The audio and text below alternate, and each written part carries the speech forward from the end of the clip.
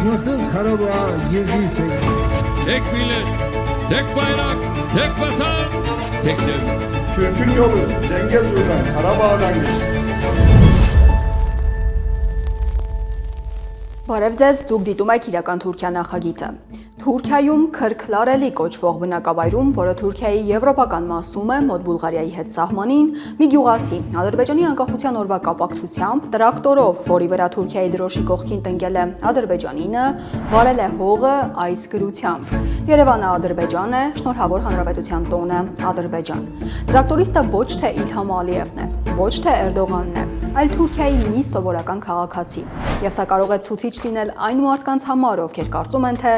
Հայաստանի եւ հայերի դեմ միայն թուրքական պետությունը, իշխանությունն է ատելություն տածում, թուրքերն այդ ամենի հետ կապ չունեն։ Թուրքերը, Թուրքիայի հասարակությունն այնքան կապ ունի, որ ինչպես իրական Թուրքիա նախագծի նախորդ թողարկմանն ենք ներկայացրել, Էրդողանից հետո հիմա էլ Թուրքիայի ընդդիմությունն է սկսել Հայոց ցեղասպանությունը ծրագրած եւ իրագործած Թալյաթին փառաբանել։ Անկարայում ընդդիմադիր նախագահի հավանական տեխնացու քաղաքապետը Թալյաթի անունը կրող բուլվարում Թալյաթի հուշատախտակ է բացել, որովհետև Թուրքիայում արդեն նախընտրական պայքար է եւ ազգայնականների քվեները փաստացի կարեւոր են։ Սա նշանակում է, որ հայերի ցեղասպան Թալյաթն այնքան մեծ թվով ֆաներ ունի Թուրքիայում, որ նրանց ուղղությամբ աշխատում է անգամ ազգայնականությամբ Էրդողանի չափ աչքի չընկած ընդդիմությունը։ Իրական Թուրքիայի այս թողարկմանը դիտեք։ Թուրքիայի միջանցքային դիվանագիտության շղթան, ինչի մասին են իրականում խոսել Փաշինյանն ու Էրդողանը, Փաշինյանն ու Իրանի նախագահը, Իրանի եւ Թուրքիայի նախագահները։ Եթե որևէ մեկ այդպիսի բան ասի, ինքս կհամաձայնվեմ։ Ով է Աննա Հակոբյանը, թուրքական մեդիա հարթակներից մեկն է որոշել թուրքերին ներկայացնել ու ստացվել է Արևմտյան Ադրբեջան օպերasyon ամբողջ շուքով։ Tarih boyunca Azerbaycan Türklerinin ezeli ve ebedi yurdu olan Erivan'da dünyaya geldi. Անել հետո թույլտվություն հարցնել։ Կարող է մի օր Հայաստանը գործածել Թուրքիայի այս սկզբունքը։ Bizim vatan topraklarımız olacak. Թուրքիայում հիշել են, որ իրականում չեն սիրում Ադրբեջանին, համեն ինչ այնքան լուրջ է, որ Ալիևի Հաջիևն է փորձում զսպել Ադրբեջանի դեմ հատելության պորտկումը։ Bazen belə bir başlıqlı yazılar çıxır ki, Azərbaycan Siyonist rejiminlə bir araya gəldi. Եվ վերջում հարցազրույց այսօր Էրիխ Ֆոնտոբել, Շվեյցարիայի ազգային խորհրդի падգամավոր, ինչպես ստիպել Շվեյցարիայի արտգործնախարարին գործել հանուն Արցախի։ Արցախահայությունն առաջինը պետք է ոտքի կանգնի եւ խոսի, հաջորդ թիրախը Սյունիքն է։ Եթե հայերը սա չտեսնեն, 100 տարի անց Հայաստան այլևս չի լինի։ If it continues like that, in 100 years, Armenia will not exist anymore. Եվ այսպես Թուրքիայի միջանցքային դիվանագիտության շղթան մեկ օրվա տարբերությամբ Էրդողանը հեռախոսազրույց է ունենում նախ Իրանի նախագահի հետ, ապա Փաշինյանի։ Ինչ կապ ունեն այդ զանգերը եւ որն է եղել իրական օրակարգը։ Անհնար է չնկատել պաշտոնական հաղորդագրություններից դուրս բաց հայտարարությունները։ Նախ պաշտոնական տեքստերը եւ Երևանի ու Անկարայի պաշտոնական հաղորդագրություններն այս զրույցի մասին տարբեր բովանդակությամբ էին։ Առաջին տարբերությունն այն է, որ թուրքական կողմը հայտնում է Փաշինյանն է զանգել Էրդողանին, որ նրա Գուրբան Բայրամը շնորհավորի։ Հայկական կողմի տարածած տեքստում խոսք չկա այն մասին, որ Փաշինյանն է եղել հեռախոսազրույցը նախաձեռնողը։ Նշված է, որ քննարկել են Հայաստան-Թուրքիա հարաբերությունները եւ տարածաշրջանային զարգացումներին վերաբերող հարցեր, պայմանավորվել շարունակել երկխոսությունը։ Թուրքիայի նախագահի աշխատակազմի հանրային կապերի վարչության տարածած հաղորդագրության մեջ մանրամասները քիչ ավելի են։ Քննարկել են Թուրքիայի եւ Հայաստանի միջև շփումները, ինչպես նաեւ տարածաշրջանային եւ գլոբալ հարցեր։ Նախագահ Էրդողանը հեռախոսազրույցի ընթացքում իր գոհունակությունն է հայտնել Թուրքիայի եւ Հայաստանի միջև շփումների կապակցությամբ ուշադրություն հրավիրելով տարածաշրջանում համապարփակ կարգավորման եւ Ադրբեջանի ու Հայաստանի միջև խաղաղ բանակցությունների կարեւորության վրա։ Հիմա պաշտոնական տեքստերի բաց հայտարարությունները։ Ճիշտ այն օրը, երբ Փաշինյանի նախաձեռնությամբ կայանում էր Էրդողանի հետ հեռախոսազրույցը, Փաշինյանի կառավարության արտաքին գործերի նախարարը հայտարարեց. Թուրքիայի հետ մեր երկխոսությունը ես կարող եմ անկեղծ ասել, չունենալով դիվանագիտական հարաբերություններ Թուրքիայի հետ, պաշտոնական դիվանագիտական հարաբերություններ, մենք ունենք շատ ավելի ակտիվ եւ գործուն երկխոսություն, քան բազմաթիվ երկրներ, որոնք իրար հետ ունեն դիվանագիտական հարաբերություն։ Տպավորություն է ստեղծվում, թե խոսքը միանմեղ Թուրքիայի մասին է, բարեկամ երկրի մասին է։ Պետք է հիշել կարևորը ոչ թե անհիմն չարանալու, այլ քայլերն ու ինքնապաշտպանությունը կազմակերպելու համար, որ Թուրքիայի նախագահը բաց տեքստով մենք ինչպես մտանք Արցախ ձևակերպմամբ, ահա այդ ձևակերպումը Biz nasıl Karabağ'a girdiysek Էրդողանը խոստովանել է, որ 5 տարի առաջ Արցախի դեմ պատերազմի օրերին զոհված հայերի արյունը նաև իր ձեռքերին է։ Նույն այն ձեռքերին, որոնք մշտապես գրկում են Ալիևին, ինչպես անցած շաբաթ Արցախում, Արցախի օկուպացված տարածքում, որ այս զույգը պարբերաբար գրում է մեկ ազգ, երկու պետություն, մեկ բանակ թեզը, որ Ադրբեջան պետությունն ընդհանրապես թուրքական նախագիծ է։ Եվ այս ամենի կողքին հարցն է, ինչի մասին է այն ակտիվ եւ գործուն երկխոսությունը, որի մասին նշեց Արարատ Միրզոյանը, եւ նրանից առաջ էլ նույն ձևակերպումը գործածել էր Փաշինյանը Սարդարապատի հուշահամալիրում։ Անշուշտ իրավացի կլինի որևէ մեկը, եթե ասի, որ պետքա ժամանակն ավաղուց արդեն, որ այդ երկխոսությունը շոշափելի արդյունքներ ունենա գետնի վրա, ես եթե որևէ մեկ այդպիսի բան ասի, ինքս կհամաձայնվեմ, իհարկե այդ երկխոսությունը շատ տևական ժամանակ եւ շատ դրական հունով զարգացել է, բայց նաև վերջնարդյունքներ, իհարկե կան միջանկյալ արդյունքներ,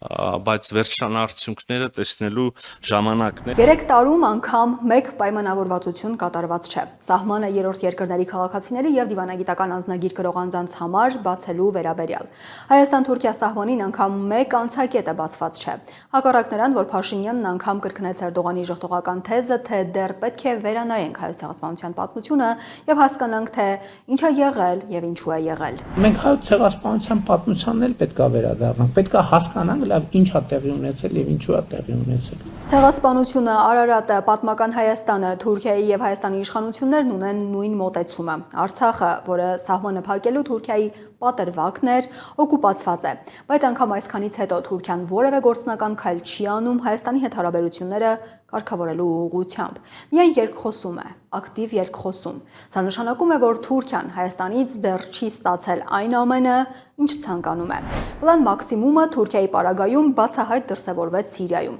Այդ երկիրը հիմա դե ֆակտո Թուրքիայի վերահսկողության տակ է։ Էրդողանը դեմ չի լինի նույն վիճակն ունենալ Հայաստանում։ Պլան մինիմումը Զանգեզուրի միջանցք։ Այստեղ խնդիրը Իրանն է։ Ինչպես հերթական անգամ նշեց Էրդողանը Արցախից հեռանալիս եւ հաջորդ իսկ օրը հեռախոսազրույց ունենալով Իրանի նախագահի հետ։ Այնուհետև պարզ դարձավ, որ Փեզեշքյանը պատրաստվում է ժամանել Երևան։ Էրդողանն արդեն 5 տարի փորձում է կոտրել իրանական դիմադրությունը եւ նրա գործիքներից մեկն էլ Փաշինյանի համաձայնությունն է իր ծրագրին։ Այլապես, ինչու Էրդողանը երբեք չի նշում, որ հայկական կողմից կա դիմադրություն այդ Զանգեզուրի միջանցք կոչվածին, այլ մշտապես ընդգծում է, որ Իրանն է դեմ թուրքական այդ միջանցքին։ Հայկական կողմի փաստացի չդիմադրությունը Թուրքիան անկասկած օգտագործում է Իրանի հետ բանակցություններում։ Եթե Հայաստանը դեմ չէ, ապա ինչու է Իրանը դեմ տրամաբանությամբ։ Եթե Հայաստանն անվտանգային ռիսկեր չի տեսնում, ապա ինչու է Իրանը տեսնում։ Եվ հիմա սպասվում է Իրանի նախագահի այցը Երևան, Հայաստանի տարածքով թուրքական միջանցքի թեման միշտ է եղել Իրանի պաշտոնյաների երևանյան այցերի օրակարգում։ Այս մեկը բացառություն հազիվ թե լինի։ Եթե չասենք, որ այդ թեման կլինի գլխավորը, միջանցքն է այցի պատճառը։ Թեև չկա հավանականություն, որ Փեզեշքյանը կկարողանա Փաշինյանին բացատրել վերնշված ինչուները։ Փաշինյանը անվտանգային ռիսկերը կառավարելու իր մեթոդներն ունի, իսկ Սյունիքում կրակոցներ հնչել են, հնչում են։ Ինչպես նշեց Հայաստանի զինված ուժերի գլխավոր շտաբի պետը, բառացի հավելելով, թե մենք այդ կրակոցներին ուշադրություն չենք դարձնում։ Այո, կրակոցներ հնչել են, հնչում են, բայց փաստն այն է, որ մենք դրան ուշադրություն չենք դարձնում։ Թուրքական մեդիա հարթակներից մեկը որոշել է թուրքերին ներկայացնել, թե ով է Աննա Հակոբյանը։ Մենք այս տեսանյութին չէինք անդրադառնա, եթե այն լիներ Աննա Հակոբյանի մասին։ Իրականում այն իբր դասալիկ հայ զինվորների, Երևանի ու Իջևանի իբր ադրբեջանական հող լինելու պարույր սևակի նկարագրած Արարատի մասին է։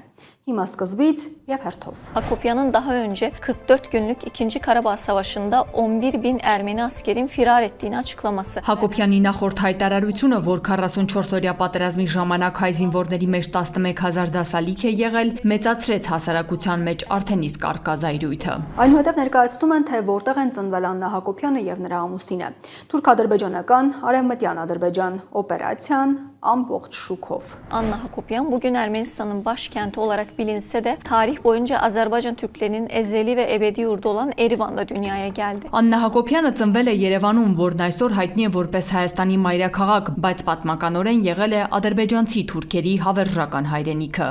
Nikol Pashinyan'ın doğduğu yer olan İcevan, ismi değiştirilen ve gerçek adı Kervansarı olan Իջևանը, որտեղ ծնվել է Նիկոլ Փաշինյանը, պատմական ադրբեջանական հող է, որի անունը փոխվել է, իրական անունը Քերվանսարա է։ Այս աշխարհագրության իրական տերերը, որը Հակոբյանը անվանում է իր տունը, արևմտյան Ադրբեջանի թուրքերն են, որոնք դարեր շարունակ ապրել են այդ հողերում։ Իբր Աննա Հակոբյանի մասին պատմելով, թե այցելել է Արարատ, հասնում են Թուրքիայի հիմնական թեմային։ Ermenistan kendi sınırları içinde Ararat adıyla bir bölge yaratmış. Հայաստանը իր սահմաններում ստեղծել է Արարատ անունով մի շրջան եւ շարունակում է ինքնություն կառուցել այս լեռան միջոցով, որովհետեւ Հայաստանում Արարատ լեռը պարզապես լեռ չէ, այն կորցրած հողերի, անցյալի եւ ինքնության խորհրդանիշ է։ Հայ գրականության մեջ եւ հատկապես ազգայնական գրողների կողմից Արարատ լեռը նկարագրվում է որպես հայերից խլված սրբազան լեռ։ Թիրախում հայտնվում է Պարույր Սևակը, նրա ստեղծագործություններում Արարատի եւ ցեղասպանության հիշատակումը։ Ağrı Dağı'nı sadece bir dağ değil, Ermeni kutsalı olarak ilan ediyor. Արարատ լեռը նա ներկայացնում է ոչ միայն որպես լեռ, այլև հայերի սրբավայր։ Նման գործի համար թանգարան է բացվել, նրա անունն են կրում կրթական հաստատություններ, նրա թոռը պետության կողմից նշանակվել է թանգարանի տնօրեն։ Այս դեպքում միթե չպետք է հետևյալ հարցը տանք. եթե գրականությունն ունի հասարակությունների խաղաղություն եւ հաշտություն բերելու ուժ, ապա ինչու է թուրքերի նկատմամբ թշնամանք տարածող բանաստեղծը որպես օրինակ ներկայացվում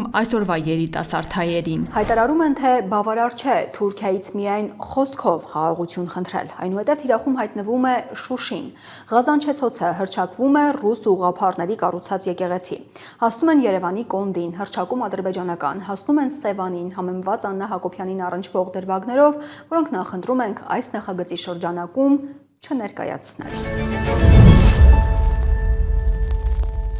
Միացյալ Նահանգների պետքարտուղար Մարկո Ռուբիոն մայիսի 21-ին Սենատի արտաքին հարաբերությունների հանձնաժողովի նիստի ընթացքում Սիրիայի մասին այնպիսի բաց ու սկանդալային հայտարարություն էր արել, թեև պարզապես արձանագրելով փաստը, որ անգամ ամերիկյան ֆինանսավորմամբ գործող որոշ լրատվամիջոցներ նրա խոսքի այդ հատվածն ամբողջությամբ չեն ներկայացրել։ The bad news is that the transitional authority figures they didn't pass their background check with the FBI. Վատ լուրն այն է, որ անցումային իշխանության ներկայացուցիչները չեն անցել հետաքննությունների դաշնային բյուրոյի բիոլոգիական տվյալների ստուգումը։ Նրանք ծանր անցյալ ունեն։ It was guaranteed to not work out. In fact, it is our assessment that frankly the transitional authority, given the challenges they're facing, are maybe weeks,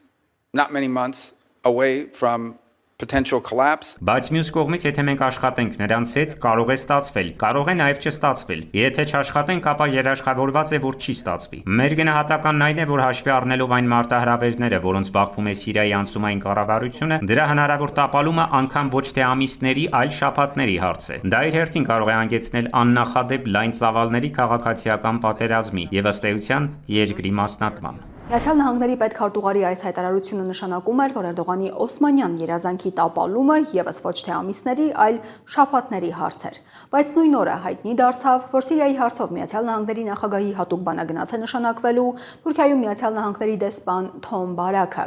Այսօր արդեն ամերիկացի դիվանագետը ոչ միայն ստանձնել է պաշտոնը, այլև առաջին այցն է կատարել Դամասկոս, հանդիպելով 2024-ի դեկտեմբերին Հասադի տապալումից հետո Սիրիայի անցումային շրջանում Էրդողանի նշանակած նախագահի հետ, որին փոխանցել է նախագահ Թրամփի ուղերձը։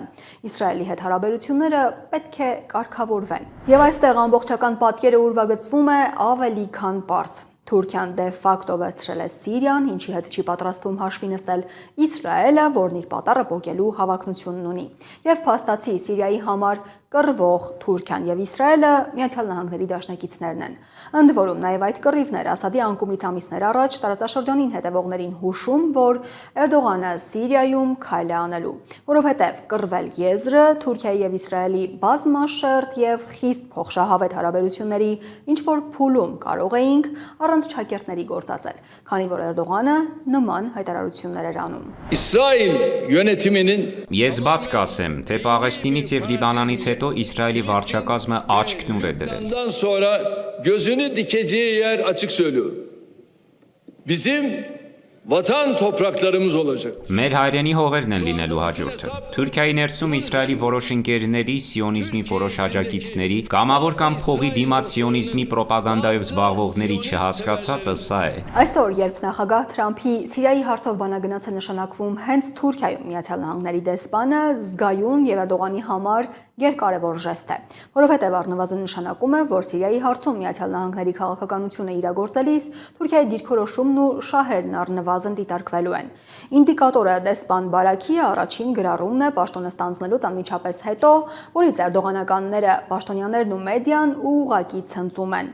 Քննադատության թիրախում է հայտնվել Օսմանյան հողերը, հատկապես արաբական նահանգները բաժանելու մասին 1916-ի Սայքս-Պիկոյի համաձայնագիրը Մեծ Բրիտանիայի եւ Ֆրանսիայի միջև։ Մեկ դար առաջ Հարևմուտքը պարտադրեց քարտեզներ, մանդատներ, մատիտով գծված սահմաններ եւ օտարերկրյա կառավարում։ Սայքս-Պիկոյի համաձայնագիրը բաժանեց Սիրիան եւ ավելի լայն տարածաշրջանը կայսերական շահի համար, այլ ոչ թե խաղաղության։ Այդ սխալը սերունդներ արժեցավ, մենք այլևս չենք կրկնի այն։ Արևմտյան միջամտության դարաշրջանն ավարտվել է, ապագան պատկանում է տարածաշրջանային լուծումներին, բայց գործընկերության եւ հարգանքի վրա հիմնված դիվանագիտությանը։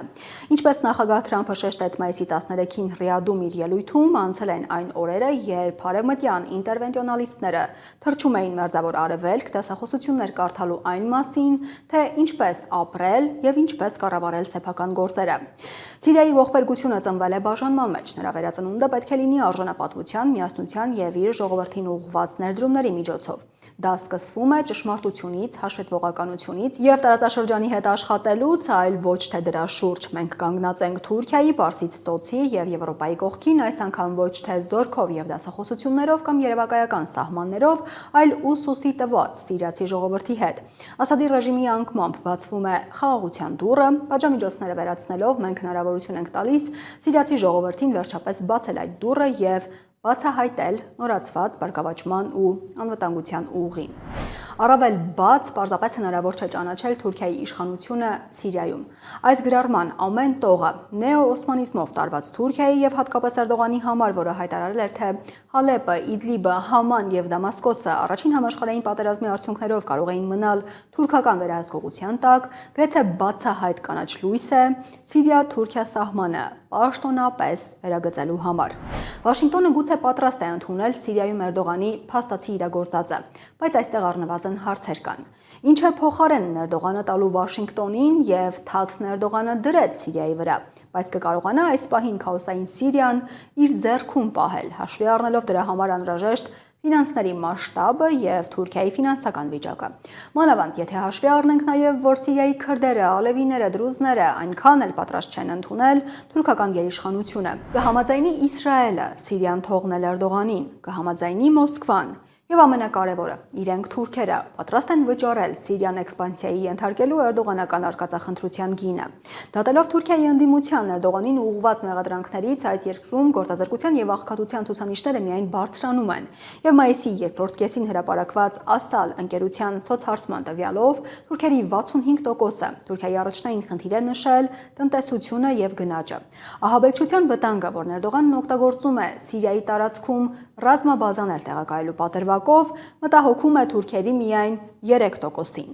Այնինչ կատարվում է Սիրիայում կարևոր է Հայաստանի համար, որովհետև Սիրիան նախ չափազանց մոտ է Հայաստանին եւ Թուրքիայի մյուս հարևանն է։ Ինչպես Սիրիայի տարածքի վրա, այնպես էլ Հայաստանի Թուրքիան աչք ունի։ Սիրիայի պարագայում Թուրքիայի հատուկ ծառայությունները տարիների լուռ, բայց նկատելի աշխատանք են տարել, որի արդյունքում ամբողջ երկիրը վերցրեցին մի քանի օրում։ Տեխնիկապես այլ, բայց բովանդակությամբ նույն աշխատանքով թիրախավորված է Հայաստանի տարածքը։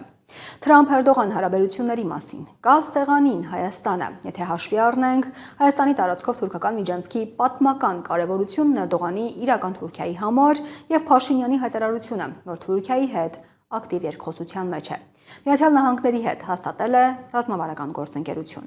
Եվ եթե հաշվի առնենք նաև, որ Թուրքիայի արտգործնախարարը եւ Միացյալ Նահանգների պետքարտուղարը իրենց բոլոր շփումներում քննարկում են նաև Հայաստանը։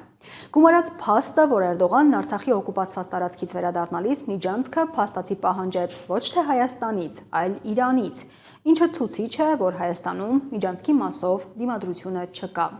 Եվ որ ավելի կարևոր է, ստացվում է, որ Էրդողանը Սիրիայում իր պատմական երազանքն իրագործեց հայտնի բանաձևով, անել հետո թույլտվություն հարցնել։ Կարող է մի օր Հայաստանը եւս գործածել այս սկզբունքը։ Կարող է։ Մենք բարբերաբար ներկայացնում ենք այն, ինչը թուրքական էրդողանական մեդիան ներկայացնում է, ինչի մասին խոսում են, ինչը փորձում են տարածել, հասկանալու համար Թուրքիայի, այսպես ասենք, ուզածը։ Հիմա առաջարկում ենք թուրքական մեդիայի հետնախորշը, այն ինչի մասին ուզում են, որ բոլորը լռեն, եւ սա նույնպես միջոց է Թուրքիան տեսնելու ու հասկանալու համար։ Թուրքիայի մեջլիսում քրդամետ կուսակցությունից падգամավոր Օմեր Ֆարուկ Գերգերլիօղլուն համոթանք է տվել Բաքվի օկուպանտին Իսրայելի հետ գործակցելու եւ հատկապես Իսրայելից զենք գնելու համար։ Bir utanç fotoğrafı daha. Azerbaycan Savunma Bakanı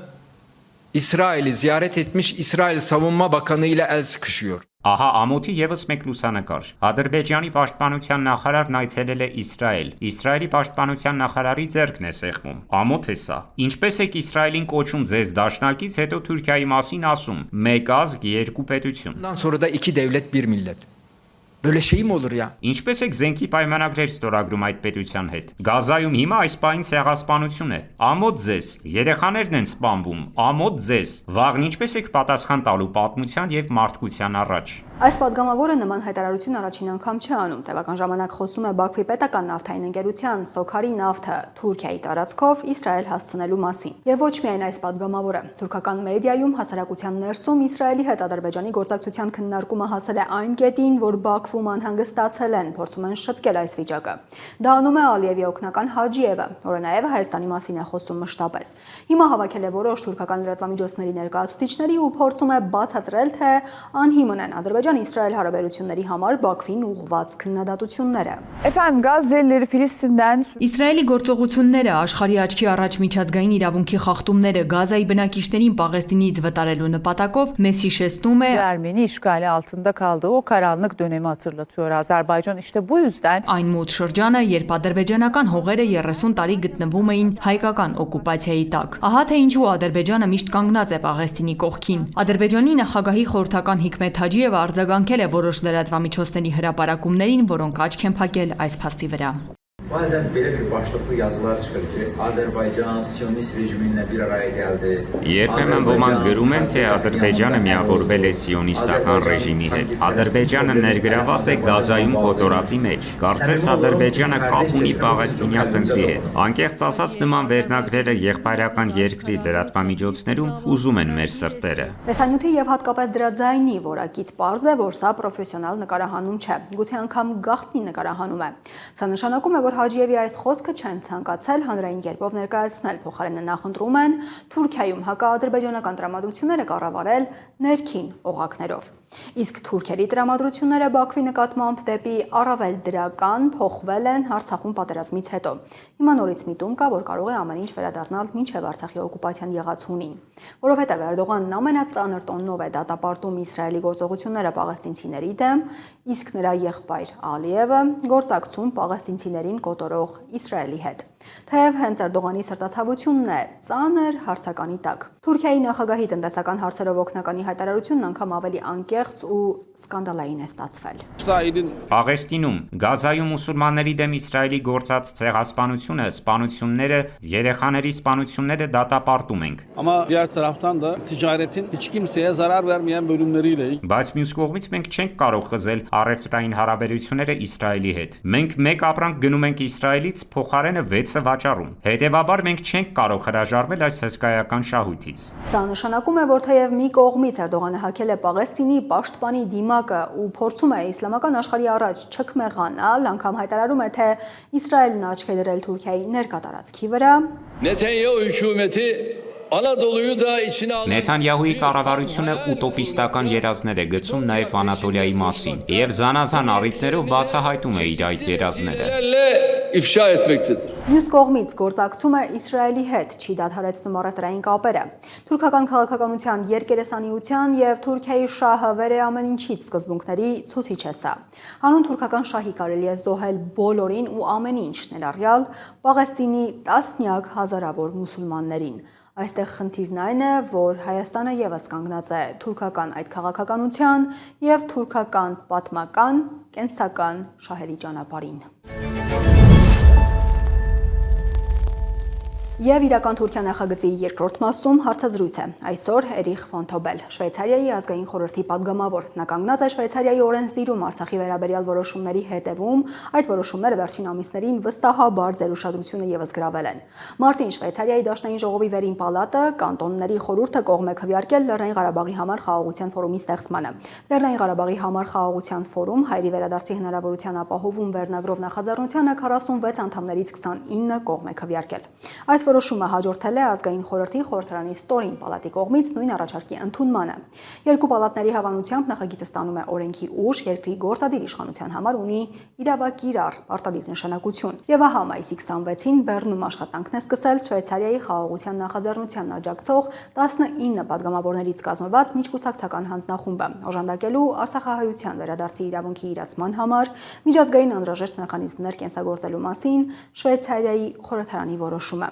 Միջկուսակցական լայն աջակցություն ունեցող հանձնախումբը համանախագահող Շվեյցարիայի ազգային խորհրդի падգամավոր Էրիխ ֆոն Թոբելը բացառիկ հարցազրույցով բացառիկ մանրամասներ է պատմում այս որոշման կուլիսներից, ասում է անգամ ավելին։ Եթե Արցախահայությունն ուզում է, որ Արցախի հարցը չփակվի, պետք է թույլ չտան, պետք է չլռեն առաջին հերթին իրենք։ Պետք է իրենք միջազգային հանրությանը հասցնեն խնդիրը։ Այլապես միջազգային հանրությունը չի գա տեսնելու, թե ինչ եղավ հայերի հետ Արցախում, ինչպես եւ ուր են նրանք։ Եվ զգուշացումը, Թուրքիան եւ Ադրբեջանն Արցախից հետո կանգ առնել չեն պատրաստվում։ Հաջորդը թիրախում Սյունիքն է։ Thank you for joining us. Thanks. Շնորհակալություն, որ միացել եք մեզ, շնորհակալություն հարցազրույցի այս հնարավորության համար եւ նախ ցանկանում եմ փոխանցել ձեզ, որ այստեղ Հայաստանում մենք տպավորված ենք եւ գնահատում ու արժևորում ենք ձեր ջանքերը այդտեղ Շվեյցարիայում հանուն Լեռնային Ղարաբաղի հայերի, որովհետեւ համոզված եմ դուք եւս տեսնում եք, Ալիևը պահանջում է, որ աշխարհը փակի Արցախի էջը եւ միջազգային հանրությունն էլ առանձնապես չի դիմադրում այդ պահանջին։ Այս վիճակում դուք ներկայացնելով Շվեյցարիան, Շվեյցարիայի խորհրդարանը, որը հայտնի է որպես չեզոք երկիր, քայլեր եք անում հակառակ ուղղությամբ։ Շվեյցարիայի խաղաղության նախաձեռնություն, որի առաջնորդներից մեկը դուք եք։ Ինչ նախաձեռնություն է սա եւ ինչ նպատակ է հետապնդում։ Which have some efforts for Armenia. So we highly appreciate it and coming to Swiss Peace Initiative. And you are among the leaders of this initiative. I would like to ask to tell us, please, the goals of this initiative. The goal of this initiative, this committee, is to support our foreign minister to Այս նախաձեռնության այս հանձնախմբի նպատակն է աջակցել Շվեյցարիայի արտաքին գործերի նախարարին խաղաղության ֆորումը կլոր սեղանը կազմակերպելու հարցում։ Գիտեք, մեր խորհրդարանը, որը բաղկացած է երկու պալատից, այո է ասել եւ մենք ուզում ենք, որ մեր արտաքին գործերի նախարարն այդ քայլն անի։ Նախաձեռնությունը ներկայացրեցի անցած տարվա հոկտեմբերին Հայաստան կատարած ճանապարհորդությունից հետո։ Նախ ներկայացրեցի արտաքին գործերի հանձնաժողովում եւ ասացի, որ մենք պետք է նման ֆորում, նման կլոր սեղան կազմակերպենք, քանի որ Հայաստանում փախստականների հետ խոսելով եկել է եզրակացության, որ հենց դա է պետք անել։ Այնուհետև նախաձեռնությանը կողմ քվեարկեցին խորհրդարանի երկու պալատները, եւ հիմա մեր գործադիր մարմինը արտաքին գործերի նախարարը պետք է գործի, բայց նա շատ մոտիվացված չէ։ But he is not highly motivated to do that. Ես ճշգրիտ պատասխանը չգիտեմ, չեմ կարող ասել թե ինչու, բայց նա պետք է դա անի։ He has to do it. And so this we thought, okay, we don't let him do that alone. Եվ մենք մտածեցինք, լավ, թույլ չենք տա, որ նա դա մենակ անի։ Քանի որ խորհրդարանում մեզ միշտ ասում էր, ոչ, մի արեք դա, մենք չպետք է դա անենք։ Հիմա վատթարագույն սցենարով կանի հետևյալը, նամակ կգրի պարոն Ալիևին ասելով. In the worst case,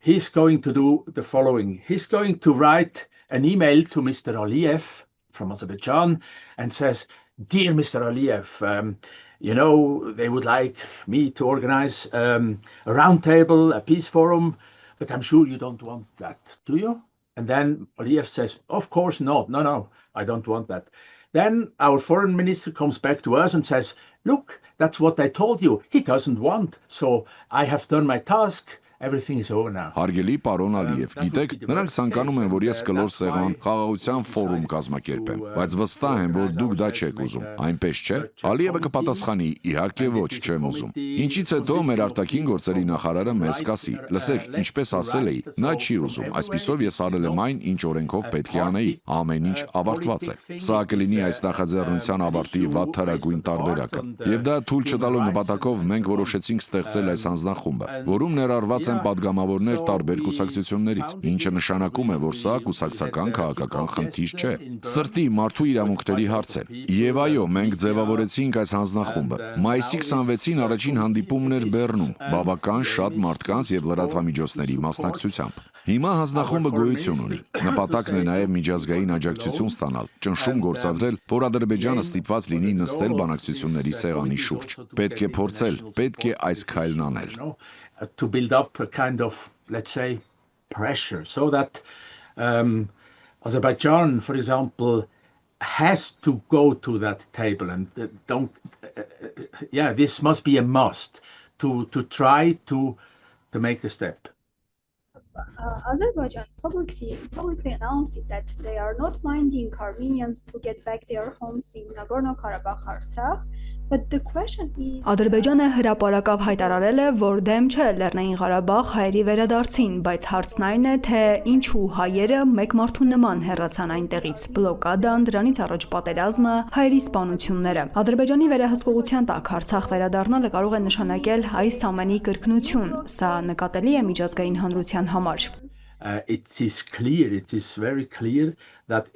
if Շատ հստակ է, որ եթե ձեր ժողովուրդը կարողանա վերադառնալ, ապա նրանք պետք է ունենան միջազգային երաշխիքներ եւ աջակցություն, որպեսզի կարողանան ապրել այնտեղ խաղաղության եւ ազատության մեջ, եւ որպեսզի նրանք չվախենան կրկին հարձակման ենթարկվելուց։ Եվ Ադրբեջանի համար պետք է պարզ լինի, որ այլևս չի կարող դիպչել այս մարդկանց, որ նրանք ապրելու են այնտեղ եւ իրավունք ունեն апրել այնտեղ։ Նրանց պետք է հանգիստ թողնի։ Right to live there, leave them alone. So all the Armenians from Nagorno-Karabakh, Artsakh left their homes. Լեռնային Ղարաբաղի բոլոր հայերը լքեցին իրենց տները, իրենց հողը, որտեղ հայերն ապրում էին հազարավոր տարիներ, 2, 3, 4 օրում։ Գիտեք վերջին հարձակման եւ տեղահանության ճանապարհի մասին։ Դուք համոզված եմ գիտեք, բայց միջազգային հանրության համար, որը խաղաղության կոչեր է անում, կա հարցը, թե ինչու բոլոր հայերը հանկարծակի լքեցին իրենց տները, իրենց հայրենիքը այսպես։ Is there a question rising why all the Armenians suddenly left their homes, their homeland, just like in 2-3 days? Are there any questions in the international community? It's clear to everybody that it didn't just happen in 3 days. It has a story before it. Բոլորի համար պարզ է, որ դա պարզապես 3 օրում չի պատահել։ Պատահածն ունի նախապատմություն եւ օգտագործվել է լավ հայտնի ճնշման մեթոդ։ Ես անգամ լսել եմ ադրբեջանցիների սպառնալիքների մասին, որ բարձրախոսներով գոռում էին. «Հեռացեք, թողեք Արցախը, այլապես կմեռնեք»։ I mean, I heard several things also about police cars driving around in the nights and shouting, leave leave this Artsakh, otherwise you will be dead. Եթե մարդը սա լսում է շաբաթներ, ամիսներ շարունակ, եւ եթե անգամ բժշկական պարագաների եւ ուտելիքի համար է ճանապարհը փակ լինում, եւ գալիս է օրը, երբ նրանք նույնիսկ մի փոքր ավելի շատ ճնշում են գործադրում, իրավիճակը պայթում է։ Հասնում եք այն կետին, երբ գիտակցում եք, կամ հիմա պետք է հեռանանք, կամ մեզ կսպանեն։ Այդ ժամանակ պարզ է, թե ինչ եւ ինչու է տեղի ունենում 3 օրում։ Բայց սա երկար պատմություն է, դաժան պատմություն եւ անարդար պատմություն։ Ոչ ոք չի կարող ասել, որ նրանք պարզապես որոշեցին հեռանալ։ Այո, նրանք կարող էին մնալ այնտեղ, բայց այլևս ողջ չէին լինի, կարծում եմ։ They could have stayed there, yeah, they could have stayed there, but they wouldn't be alive anymore, I guess. We had some contacts here in Armenia. Դուք նշեցիք, որ երբ Հայաստանում էիք, խոսել եք, շփումներ եք ունեցել Արցախահայերի հետ։ Ինչ էին նրանք ձեզ ասում, պատրաստ են վերադառնալ իրենց տները Լեռնային Ղարաբաղում։ Ինչ պայմաններում են պատրաստ վերադառնալ։ Which kind of conditions they are ready to get back there? You know, last October when I was there, I met a group of around 10, 12 refugees. Անցած տարվա հոկտեմբերին, երբ այդտեղ էի, հանդիպեցի մոտ 10-12 փախստականներից բաղկացած խմբի եւ նրանց 3 հարց տվեցի։ Նախ եւ առաջ ուզում էի նրանցից լսել, թե ինչ է պատահել այնտեղ, որովհետեւ այստեղ մենք կարդում ենք լրատվամիջոցները եւ գիտենք նրանք աշխատում են այնպես, ինչպես աշխատում են, բայց երբեք չգիտես ներկայացվածը ճշմարտություն է թե կես ճշմարտություն։ Ուզում էի լսել պատմությունը հենց նրանցից, առաջին ձեռքից։ Yeah, and you know, the media they work like they work, huh? But you never know is it the truth or half the truth or is And so I wanted to hear it from first hand. What did happen? The first thing. Then the second question was, and what would you like now to happen? Yeah, and of course it is a rhetorical question. Երկրորդ հարցը հետևյալն էր. Ինչ կցանկանայիք, որ հիմա տեղի ունենա։ Եվ իհարկե դա հռետորական հարց էր։ Նրանք բոլորը կցանկանային վերադառնալ եւ ապրել այնպես, ինչպես ապրել են նախկինում։ Այսպիսով նրանք ուզում են վերադառնալ։ And what do you think what should be done to come to that point that you can go back? And it was unisono, everybody said we should have a kind of round table. Երրորդ հարցը. Ինչ եք կարծում, ինչ պետք է արվի, որպեսզի հասնենք այդ կետին, որ կարողանանք վերադառնալ։ Եվ բոլորը միաձայն ասացին, որ մենք պետք է ունենանք կլոր սեղան, խաղաղության ֆորում, եւ որ այդ սեղանին նախ եւ առաջ պետք է նստի Ադրբեջանը։ Նաեւ Արցախի ժողովուրդը, անմիջականորեն ներգրավված մարդիկ, նրանք պետք է նստեն այդ սեղանի շուրջ։ Եվ իհարկե նաեւ Հայաստանն ու միջազգային հանրությունը պետք է ներգրավված լինեն։ Նրանք ցանկանում են, որ գտնվի լուծում միջազգային երաշխիքների հիմքով, որ չվախենան վերադառնալ եւ որ կարողանան այնտեղ անվտանգ ապրել։ They would like that there could be find a solution that they can back under international observation, international guarantees that everything will be fine and that they don't have to be scared to go back and that they can live there in security. And you know, in 2023 in September, when this happened, the whole world said, that's not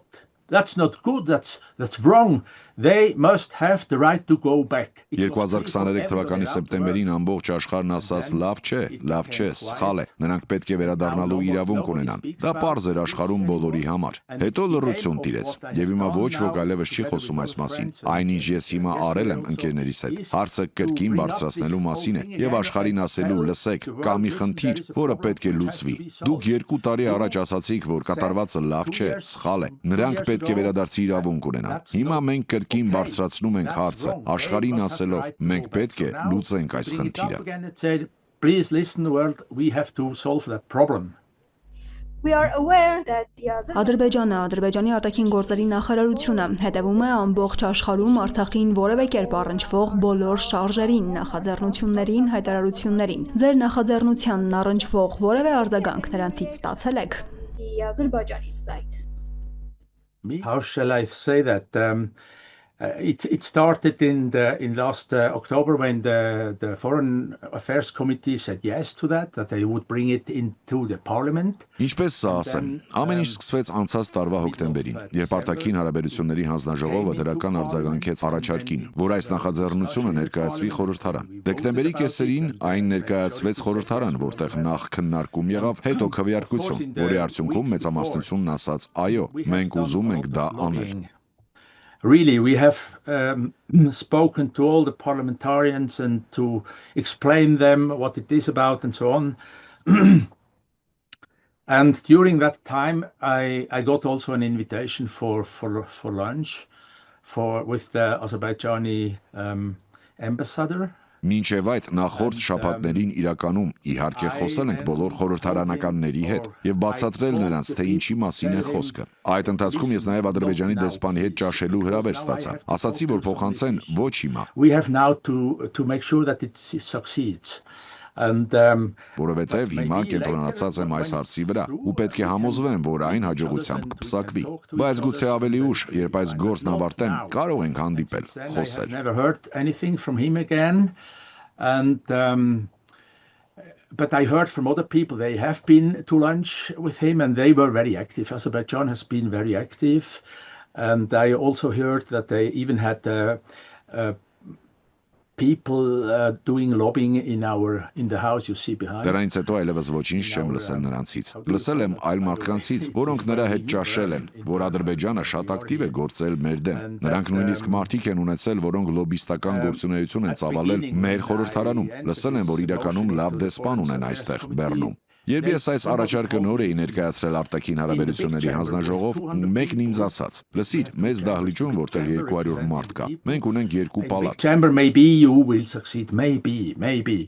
But then if it goes further and comes to the small chamber with Մեծ դահլիճը ներկայացնում է ժողովրդին։ Մեծ դահլիճում գուցե հաջողության հասնեք, գուցե։ Բայց եթե այն ավելի հեռու գնա եւ հասնի փոքր դահլիճ նահանգների ներկայացուցիչներով, մենք այնտեղ ունենք ընդամենը 46 մարդ։ Հաջողություն չի լինի, հարցը կփակվի։ Yeah, as you know, it happened not like that. In the big chamber we had a majority. And in the small chamber, we had a big majority. So that was a surprise. It was. Բայց ինչպես հիշում եք, մեծ դահլիճում մեծամասնություն ունեինք։ Փոքրում անակնկալ մեծամասնություն։ Զարմանալի էր բոլորի համար։ Դրանից հետո լսել եմ, որ Ադրբեջանի դեսպանը որոշ խնդիրներ ունի հիմա։ Ձախողել է իր լոբինգը, որովհետև խորհրդարանը հակառակ որոշում է կայացրեց։ But because the parliament decided the other way.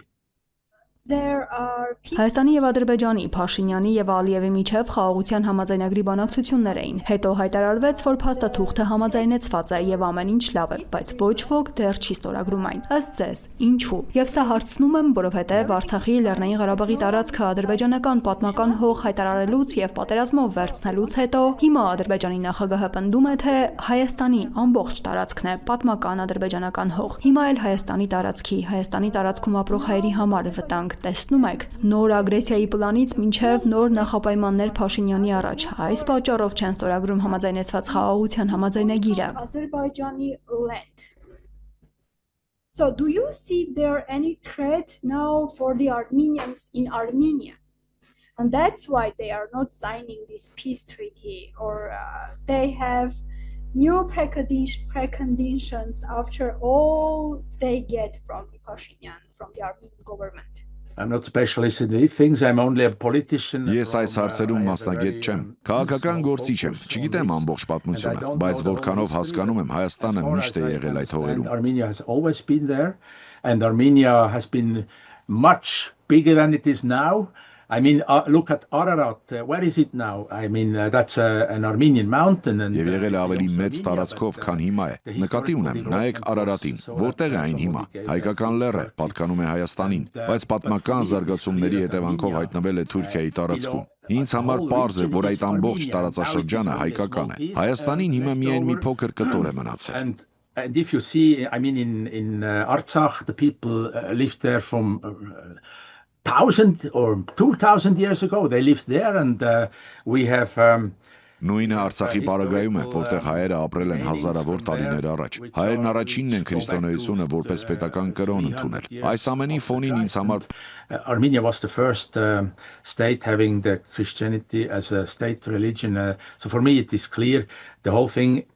belongs to Armenia, and հիմա մենք պետք է գտնենք լուծում, որ այս մարդիկ կարողանան վերադառնալ եւ ապրել այնտեղ, ինչպես ապրել են նախկինում, որ նրանք ունենան որոշակի ինքնավարություն։ Նրանք չեն վնասի Ալիևին։ They will not harm Aliyev. No, they will live there and they will live in peace, and he must not be scared to do that. we have to help Aliyev somehow to go to that point and maybe the Ոչ, նրանք կապրեն այնտեղ եւ կապրեն խաղաղության մեջ։ Ալիևը չպետք է վախենա սրանից։ Պետք է ինչ-որ կերպ օգնենք Ալիևին հասնել այդ կետին։ Գուցե արցախցիները նույնպես պետք է պատրաստ լինեն որոշ փոխզիջումների, բայց նրանք պետք է իրավունք ունենան տուն գնալ, տեսնել իրենց գերեզմանները, ունենալ իրենց եկեղեցիները, դպրոցները, խոսել իրենց լեզվով եւ ապրել խաղաղության մեջ։ Խաղաղության ֆորումը նախաձեռնել ենք, որ դա հնարավոր լինի։ Ուզում ենք, որ միջազգային հանրությունը արթնանա, հիշի այս խնդիրը, որը պետք է լուծվի։ The global community to wake up and to remember this is a problem which has to be solved. Coming to the compromises from the Artsakhi Armenian people. Արցախահայության փոխզիջումների մասով Ալիևը պահանջում է, որ նրանք Ադրբեջանի քաղաքացի դառնան, Ադրբեջանի անձնագիր կրեն, եթե ցանկանում են ապրել Արցախում։ Կարծում եք հայերը պետք է գնան այս փոխզիջմանը։ This be a part of compromise, in your opinion? Should Armenians go to this compromise? In this I can't answer because I don't know it. This your people, Artsakh people, must speak to each other, and I mean they have a parliament. They have to. Չեմ կարող պատասխանել, որովհետև չգիտեմ։ Ձեր ժողովուրդը, արցախցիները պետք է խոսեն միմյանց հետ։ Կա Արցախի ազգային ժողովը, նրանք պետք է քննարկեն, թե որքան հեռու կարող են գնալ։ Սկզբունքորեն կարևոր չէ, թե ինչ անձնագիր ունեն։ Հայ կմնան մշակույթից մինչև կրոն եւ ամեն ինչ։ Անձնագիրը չէ, որ սահմանում է այս ամենը։ Which defines it, because I mean these refugees today in Armenia, they are, how shall I call that, excuse me, but they are Armenians second class. Փախստականներն այսօր Հայաստանում նրանք